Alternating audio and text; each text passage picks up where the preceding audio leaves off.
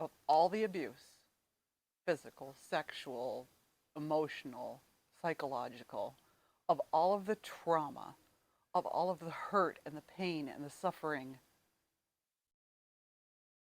this is the worst. I've recently gotten a new perspective on trauma, and it's staggering me. It's literally stopped me in my tracks, and I am in awe. It's probably not what you're thinking.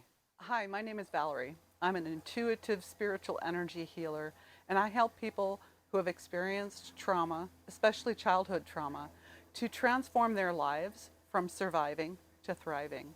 And what I'm going to talk about today is a little bit different. Um, as I talked about my last video, I'm coming to reevaluate not who I am, but coming to establish and accept and embrace more of who I truly am and to see it with new clarity. Last week's video was about the eclipse and the eclipse energy.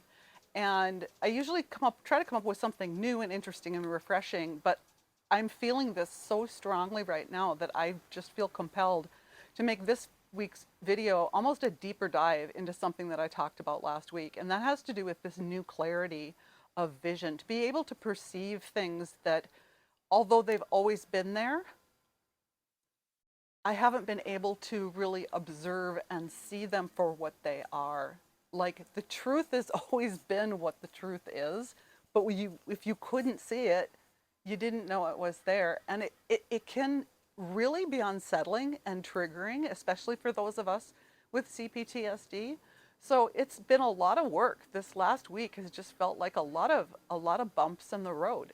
And as I've said in some of my other updates, it's like, what the fuck? What the fuck? Can I not move on from this now? But it's just getting bigger and getting deeper and more insistent, this energy of revealing things that couldn't be seen before. So let me break it down into a few perspectives, and I'll give you some examples. The biggest thing that's coming out of this is this realization that I am who I am and always have been, and that my parents, although they were part of it, is that I would be who I am regardless. My parents were self-proclaimed Wiccans and witches, and they wore black robes and they did magic spells and they danced around bonfire, like in the coven, the whole thing, right? And for a long time, I was very resentful about that, and I rebelled against it. And in kind of like an overcompensation, when I was about 15 or so, I quit the coven, walked away, didn't look back, didn't want to have anything to do with it, to the extreme that I rejected all form of spirituality, all form of the presence of magic in my life. But that was just kind of in my mind, like, I'm realizing how much that has always been a part of who I am. And the more I recognize it, the more I'm able to see it with this new clarity. I'm grateful. I'm grateful to be able to find and discover and love and honor this part of myself, and to realize that this is something that I can authentically share with people.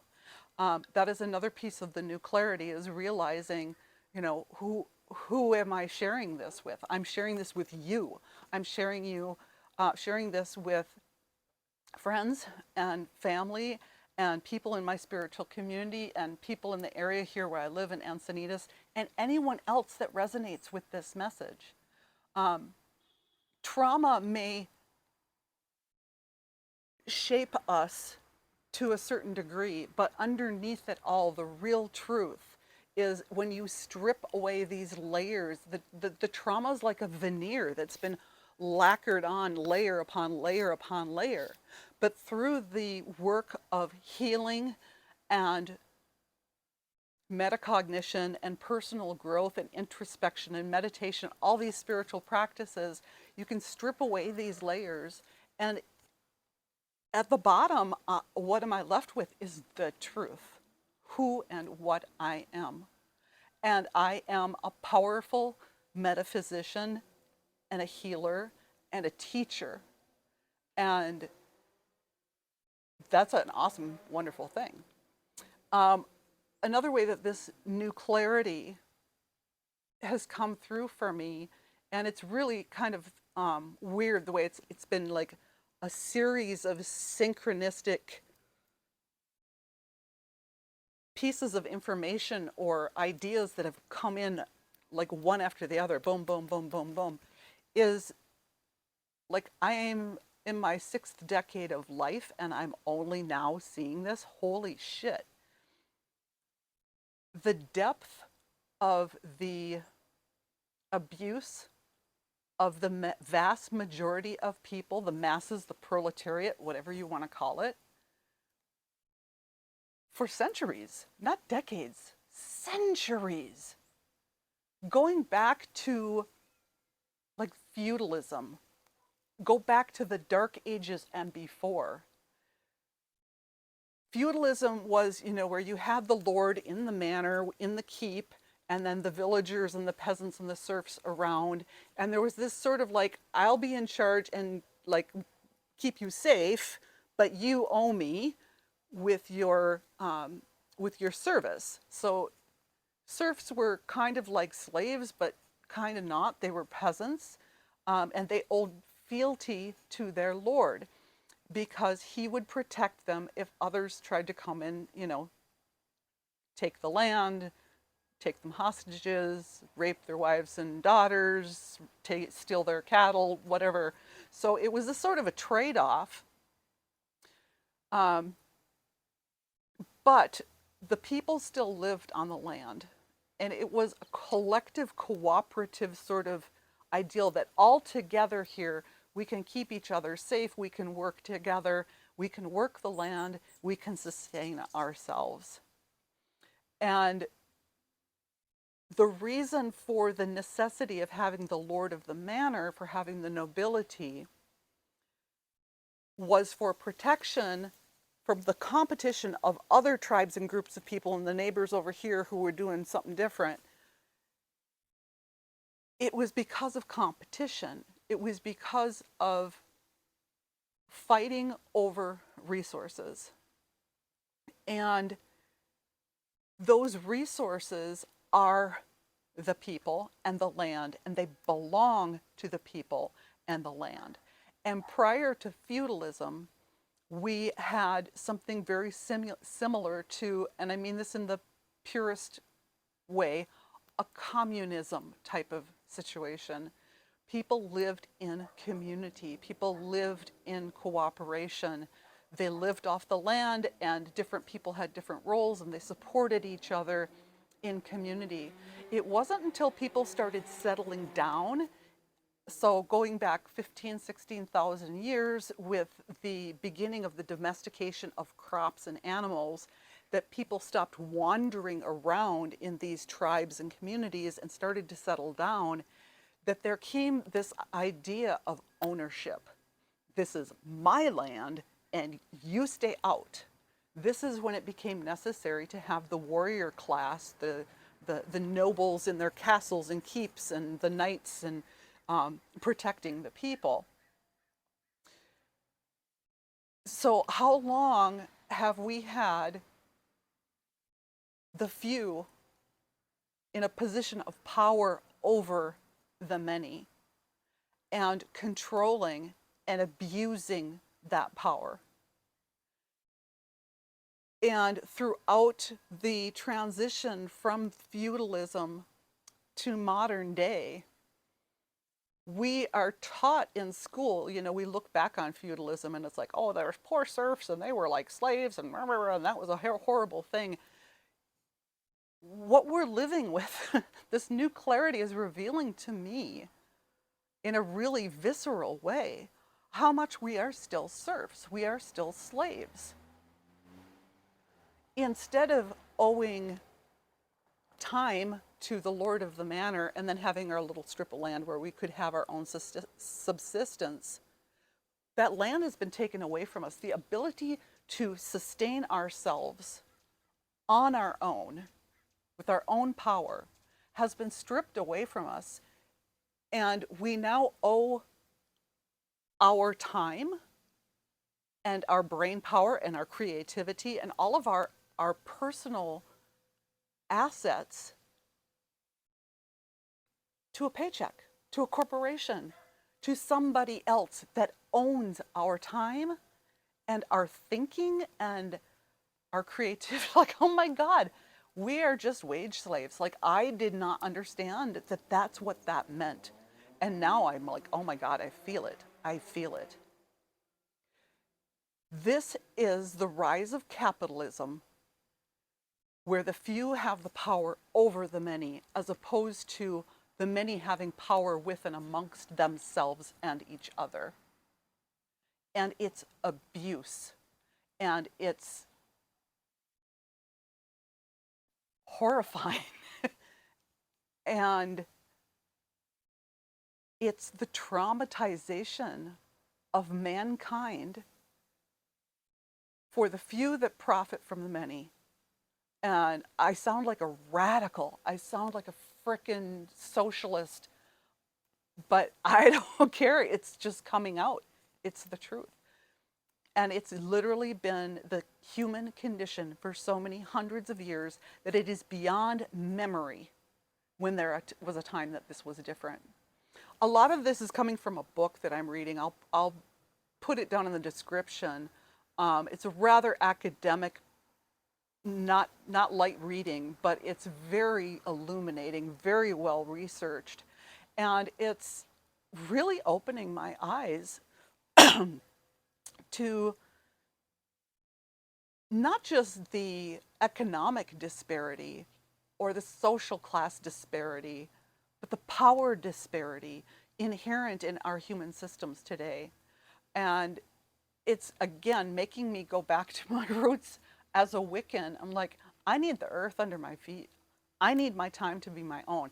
I'm tired of renting out my brain for someone else's profit, and they give me just a little pittance as enough to get by. You know, I'm grateful that I have such an amazing, wonderful job, because it allows me to live here where the rent is so ridiculous, where the cost of living is so ridiculous. I bought gas the other day at $4.99 a gallon, and I was so, oh boy, it's under $5 a gallon. Like, I'm supposed to be grateful for that. I'm supposed to be grateful that I get 2 weeks out of an entire year, 2 weeks that I get to call my own.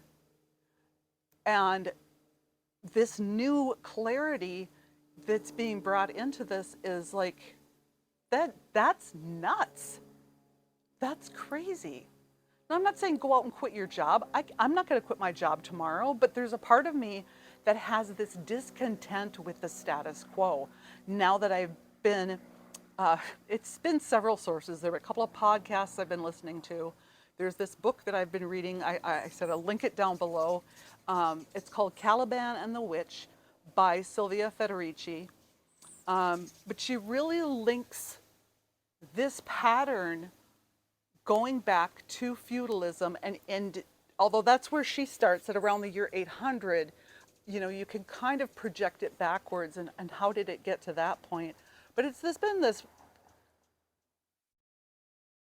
top-down, hierarchical, patriarchal domination and control of people by taking them away from the land, by taking them away from subsistence on their own individual power, and owing everything to the boss, the bourgeoisie, the hierarchy, the man, like whatever you want to call it. So that is the big new clarity that's coming through for me. This has been really a synchronicity in the way that this has clicked into place with the earlier lesson that I was already kind of processing through, is this realization that when I turned against the craft and I quit my coven, I walked away and, you know, basically slammed the door on its face at age 15. I was really, I guess you would say, disenchanted. I just always had this sense that my parents' participation in Wicca and the craft and all of the things that they were doing was not legit. Like, it didn't have the ring of authenticity to it. And I just kind of classified it as bullshit.